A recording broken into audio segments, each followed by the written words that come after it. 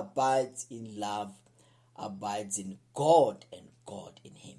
Ayi bazalwane, sekuyazwakala bazalwane ukuthi ngempela izinto lezi ezazikhona ebandleni lase Philadelphia, ibandla la ka brotherly love, izinto le imfihlakalo uNkulunkulu abamvulela yona le eyenza ukuthi bahambe ngendlela ethokozisa uNkulunkulu, ndlela nje ethokozisa uNkulunkulu. So ke asichubeke sihambe siyofunda manje, asimishiye uJohn, sesihlale kakhulu la kuJohana, ke sihambe siyofunda le ku First Peter, sihambe siyofunda le ku First Peter chapter number 3, chapter 4, First Peter chapter 4, verse number 7 and 8. Sizwe ukuthi kuthiwa ke, but the end of all things is at hand. The end of all things is at hand. So kuphela kwezinto zonke sekuseduze. Therefore be serious and watchful in prayer. Okay, so be serious and watchful in prayer, and above all things have fervent love for one another. Have fervent love for one another. Above all things, have fervent love, for one another. Because the end of all things, is at hand. At hand. So have the fervent love. Have the burning love, towards one another. For love will cover a multitude of sins. Okay. Yabona ke manje. Asiqale phansi sifunde. Lithi, but the end of all things is at hand. Okay? Therefore, be serious and watchful in your prayers. Okay? And above all things, ngaphezu kwako konke, have fervent love for one another. Have a burning love. So love must be on fire, for one another. For love will cover a multitude of sin. Kusho ukuthi bazalwane, manje sithole enye into la. The church, ibandla lase Philadelphia, it was not that abanama mistakes, because they are human beings. So akusukuthi kade banganamaphutha. But because they were perfected in love, then love covered multitude of sin. So uJesu ma eza kubo akabanga nesidingo sokukhuza izono zabo, ngoba uthando lusibekela inqwaba yezono. Angazi ukuthi wena uyizwa kanjani, kodwa mina ngizwa kanjalo, ngoba bengizibuza phela ukuthi hawu kuza kanjani ukuthi labantu yonke into yabo nje ihambe straight. Yini indaba, kwenzakaleni? No, labazalwane laba uNkulunkulu wabasiza when it comes to love. And lo thanda babenalo lwasibekela inqwaba yezono. So no Jesu nayifika kubo ufike lo thandweni, so uthando lusibekela inqwaba yezono. So izono zaba isese issue ngenxa ukuthi uthando lungaphezulu.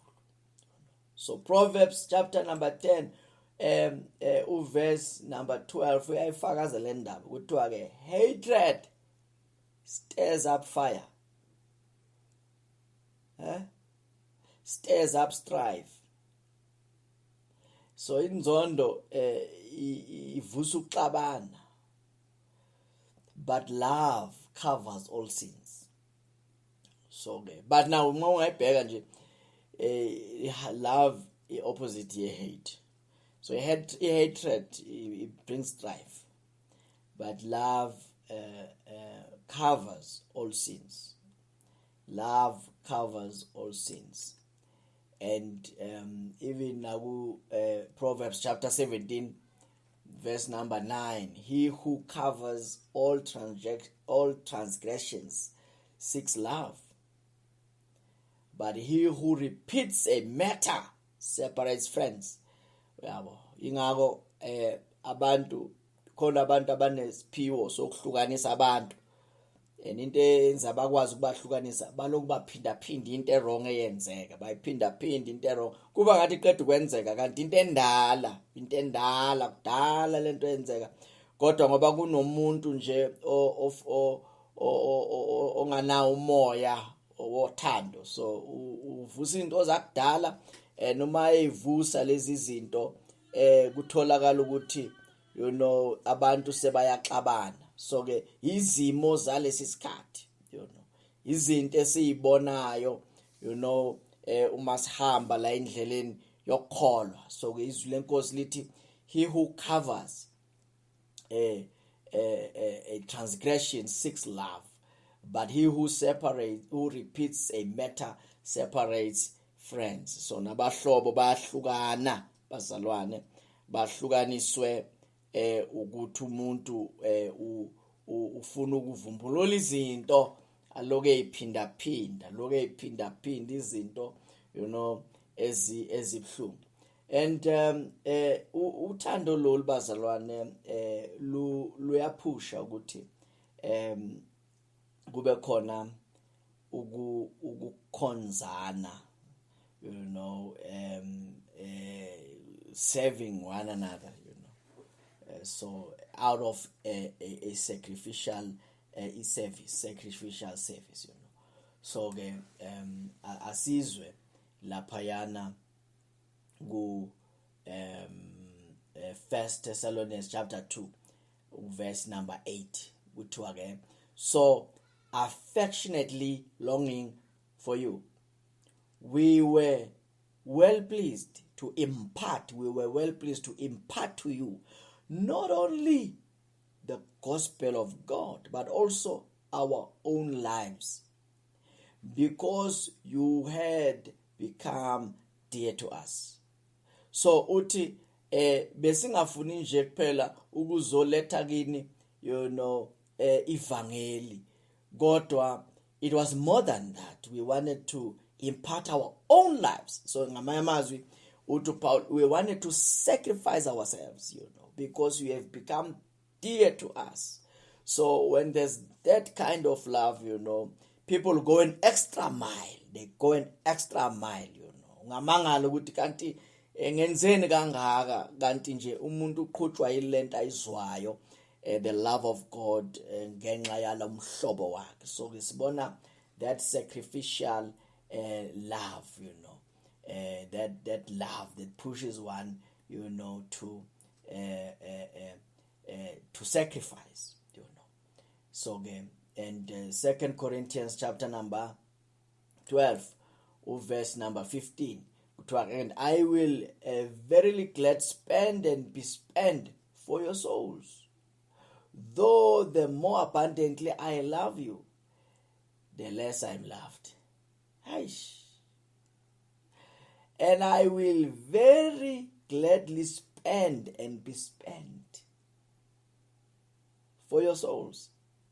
It's like I will pour out myself, for you. Nanoma, you see, though the more abundantly I love you, the less I'm loved. Ngamazwi is doing his part, He can sacrifice, even when he's getting nothing in return. Uti, the more I love you, the less I am loved. So it's not like istokfela indlela ongithande ngayo ngithande kanjani no uthi the more abundantly I love you the less I am loved kusho ukuthi akumhluphi futhi lokho akumhluphi because he has decided uthi ngentokozo very gladly spend and be spent for your souls kusho ukuthi yonke into ayenzayo uyenzela imiphefumulo yalabazalwane ukuthi baqhubekele phambili kumazini uNkulunkulu kodwa nanoma kungenzeka ukuthi bona response yabo ayibi ngendlela efana nale yena sacrifice ngayo kodwa wenza ingxenye yakhe because I think that's a secret as well because sometimes abanye abantu baba discouraged ukuthi you have spent your life for others, but bona they forget you, they don't do anything in return. Uma bese idingweni, you go all out. Uma wena usesidingweni, they don't care, and ngesinye isikhathi kuba buhlungu lokho, uyabona ke. But bazalwane, sifunde enye into la kuPaul, sifunde enye into la ukuthi ke nanoma engatholi okufanele indlela enze ngayo, but I mean love is a command. See, love is a command, so he has to do it whether he's getting anything in return or not. Noma khumbula nje no Jesu bazalwane, abantu ayibathande kubo ibona bambethela, you see. So aqali ngawe, aqali ngawe. So ke izinto lezi sizifunda phi endleleni, masichubeka nje sifunda lezo zinto la endleleni. For mhlambe siphinde sifundele inye ivesi lapha bazalwane, Galatians chapter number 5 verse 13, for you brethren have been called to liberty, have been called to liberty. Only do not use a liberty as an opportunity for the flesh, but through love serve one another. Libizelwe enkululekweni, kodwa inkululeko leyo ingalithathi ithuba enyameni, but through love serve one another. So in other words, uthando liyaphusha ukuthi umuntu abe useful to others. Uyabona leyanto le bazalwane ukuthi umuntu yena njalo ufuna ukureceive but akakhiphi lutho. It's a problem. Isho okukhulu ngecondition yenhliziyo ukuthi umuntu yena njalo ufanele kwamukele yena kodwa yena akakhiphi lutho. Yabona? So kuthiwa serve one another. Through love serve one another. So everybody othi uyakholwa, you have an obligation to serve others. You have an obligation to serve, because noNkulunkulu uthando lwakhe lumenze waseva thina. So ke kuthiwa inkululeko yenu ingathathi ithuba enyameni. Ngamanye amazwi, let us not manipulate one another, egameni lokuba abantwana bakaNkulunkulu, but let us serve one another. Let us serve out of love. Let us serve one another. For all the law is fulfilled in one word. What? Libuyile le verse food. All the law is fulfilled in one word. Even this, you shall love your neighbor as yourself. But if you bite and devour one another, beware lest you become consumed by one another. Yabo? So ke kodwa mani dlana nilumana, So akusi right ukuthi abantwana bakaNkulunkulu baphila impilo yokulimazana, baphila impilo yokudlana, ukuthi if you devour one another, you bite one another. You see, so ke kuba ihlazo elikhulu bazalwane ukubona amakholwa elwa, ihlazo elikhulu ukubona amakholwa edonsisana, ubona amakholwa ethukana, ubona amakholwa ehambisana emakhotha, ihlazo nje lelo, because uthi Paul, if you bite one another, you devour one another,